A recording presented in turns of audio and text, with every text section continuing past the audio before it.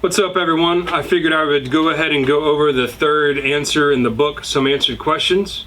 So here we go. I don't even remember what the answer is. It's about the need of an educator. Let's check this out. This is a long one, just so you're aware. It's gonna be a minute. When we consider existence, we see that the mineral, vegetable, animal, and human worlds are all in need of an educator. If the earth is not cultivated, it becomes a jungle where useless weeds grow. But if a cultivator comes and tills the ground, it produces crops which nourish living creatures. It is evident, therefore, that the soil needs the cultivation of the farmer. Consider the trees. If they remain without a cultivator, they will be fruitless, and without fruit they are useless. But if they receive the care of a gardener, these same barren trees become fruitful. And through cultivation, fertilization, and engrafting the trees which had bitter fruits yield sweet fruits. These are rational proofs. In this age, the peoples of the world need the arguments of reason. The same is true with respect to animals. Notice that when the animal is trained, it becomes domestic, and also that man, if he is left without education, becomes bestial. And moreover, if left under the rule of nature, becomes lower than an animal. Whereas if he is educated, he becomes an angel. For the greater number of animals do not devour their own kind, but men in the Sudan, in the central regions of Africa, kill and eat each other. Now reflect that it is education that brings the East and the West under the authority of man. It is education that produces wonderful industries. It is education that spreads great sciences and arts. It is education that makes manifest new discoveries and institutions. If there were no educator, there would be no such things as comforts, civilization, or humanity. If a man be left alone in a wilderness where he sees none of his own kind, he will undoubtedly become a mere brute. It is then clear that an educator is needed. So to me, this is kind of setting the groundwork for what the overall answer is going to be about. Basically, humanity needs an educator. In this sense, a divine manifestation of God, like a reflection of God's teachings to the different peoples of the world. But education is of three kinds: material, human, and spiritual. Material education is concerned with the progress and development of the body through gaining its sustenance, its material comfort and ease. This education is common to animals and man. Human education signifies civilization and progress. That is to say, government, administration, charitable works, trades, arts and handicrafts, sciences, great inventions, and discoveries and elaborate institutions, which are the activities essential to man as distinguished from the animal. Divine education is that of the kingdom of God. It consists in acquiring divine perfections, and this is true education. For in this state, man becomes the focus of divine blessings, the manifestation of the words, "Let us make man in our image and after our likeness." This is the goal of the world of humanity. Now we need an educator who will be at the same time a material, human, and spiritual educator, and whose authority will be effective in all conditions. So if anyone should say, "I possess perfect comprehension and intelligence, and I have no need of such an educator," he would be denying that which is clear and evident. As though a child should say, "I have no need of education. I will act according to my reason and intelligence, and so I shall attain the perfections of existence." Or as though the blind should say, "I am in no need of sight, because many other blind people exist without difficulty." Then it is plain and evident that man needs an educator, and this educator must be unquestionably and indubitably perfect in all respects and distinguished above all men. Otherwise, if he should be like the rest of humanity, he cannot be their educator, more particularly because he must be at the same time their material and human as well as their spiritual educator.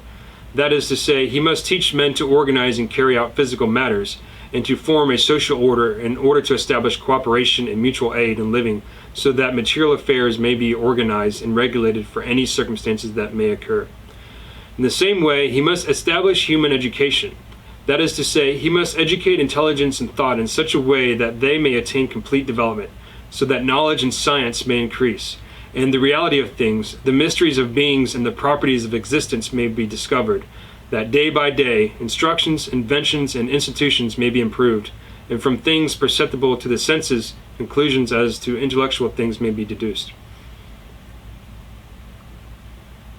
There's a lot to take in there, and it's basically, to me, kind of differentiating the different types of education that one needs. So there is the spiritual education, your spiritual life. There is your material education for, as we were talking about, material progress.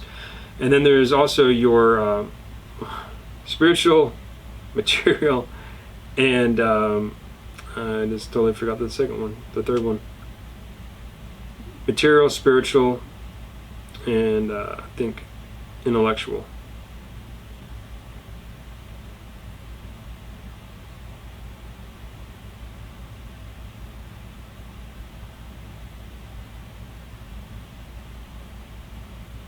Yeah.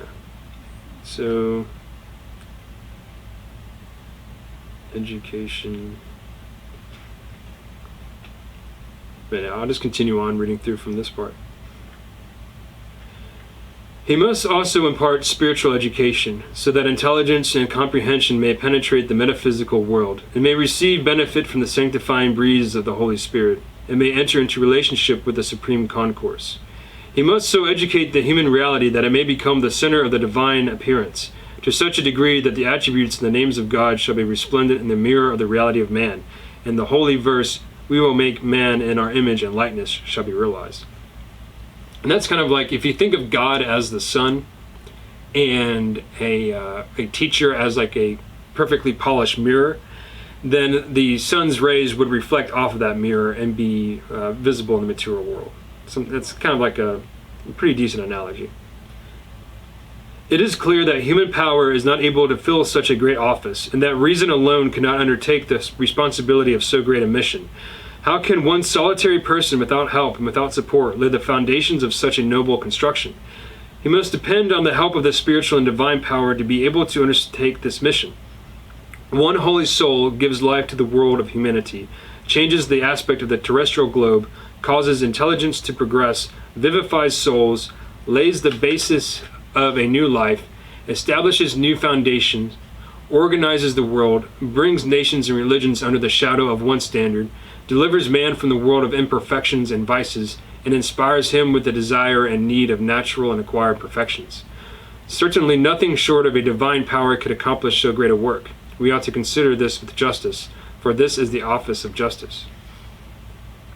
A cause which all the governments and peoples of the world, with all their powers and armies, cannot promulgate and spread, one holy soul can promote without help or support.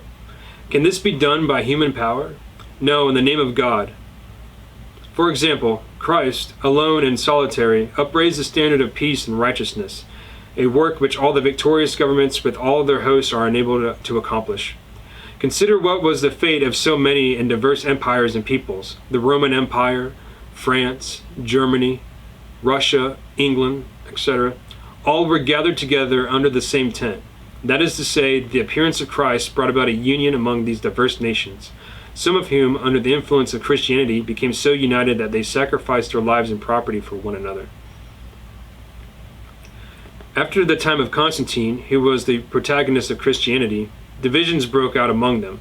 The point is this, that Christ united these nations, but after a while governments became the cause of discord.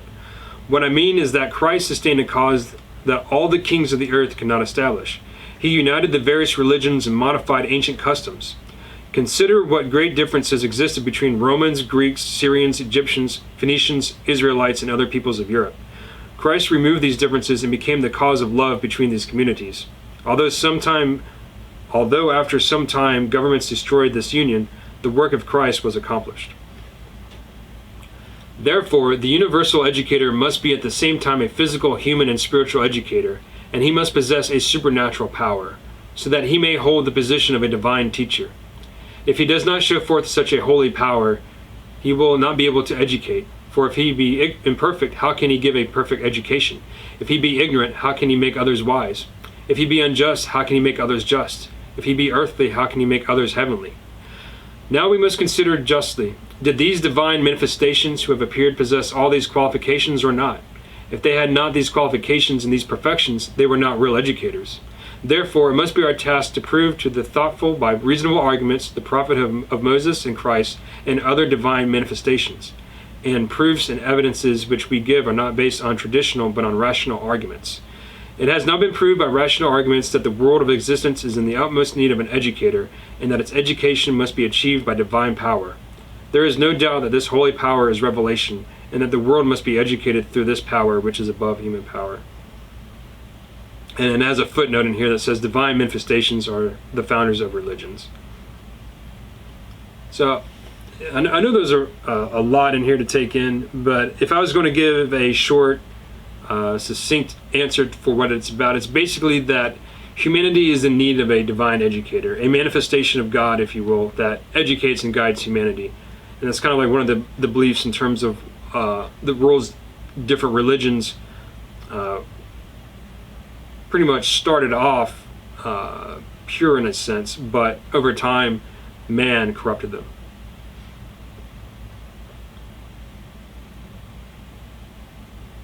And from that one particular passage where it says, "For the greater number of animals do not devour their own kind, but men in the Sudan, in the central regions of Africa, kill and eat each other."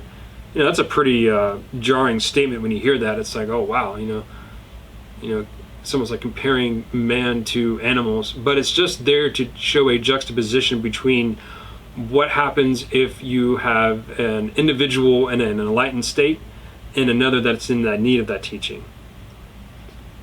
And keep in mind that some of the language in this book is, you know, it's outdated because it's like over 100 years old, but well, I wouldn't say the language is outdated, but you know what I mean. People might just be like, oh wow, it's kind of shocking, man. History is shocking in many respects. But yeah, the next topic is going to be on Abraham. Then I'll go through Abraham, Moses, Christ, Muhammad, the Baha, Baha'u'llah, and then through all of those different manifestations of world religions. And then it goes into different commentaries, traditional proofs exemplified from the book of Daniel. There's true wealth, commentary on the 11th chapter of Isaiah, the birth of Christ. There's like some Christian subjects that it talks about. And then there's like another section on the powers and conditions and the manifestations of God. And there's like probably one of my favorite sections about on the origin, powers, and conditions of man. Kind of goes into evolution and how the earth is billions of years old, and science and religion must agree. And you can think of science without religion as materialism, and religion without science as superstition. But in my mind, that has to be true science, because all throughout history, various scientists have actually fought against new science, because it goes against to like what they spent their lives learning, and it goes against to like the current ideas that are in vogue, if you will. The last Sim Answer Question video I did, it talked about how I talked about how the Big Bang Theory, you know, is kind of going out of style right now, and more physicists are starting to believe that the universe has always existed. And I think if there is like any kind of Big Bang, it's probably just certain specific points of the universe that, you know, they're not necessarily coming into existence, but they're changing shape. And what about the whole thing about nothing can be, what is it? Nothing can be destroyed, only change form. So it's like, if nothing can be destroyed, then how was there anything before there was nothing? And even if you go back and you look through all that stuff, it always kind of boils down to different energies and different primordial like protons or something. I'm not really sure, to be honest, but there's always something before the catalyst that starts everything off. And then there are a few random subjects that I'll go into. I'm just going to kind of do this over time, you know, and I'll get through it. And once I get done with this book, I'll pick up another book, some kind of philosophical. Maybe I'll do some Stoicism.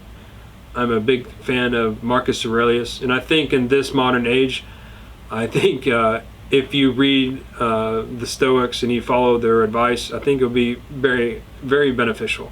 I think Marcus Aurelius is, considering the time and place that he lived and his actions, I think he was actually a very moral and just man. At one point in time, he was the most powerful person on the planet. And for him to behave the way he did shows a remarkable sense of self-control, confidence, and self-awareness that I find rather inspiring. Anyways, thanks for checking out this video on Some Answered Questions, the need of an educator. Feel free to check back in. I'll be posting videos when I can. I've been a little busy with coding and doing some other projects, but feel free to check me out. Thank you.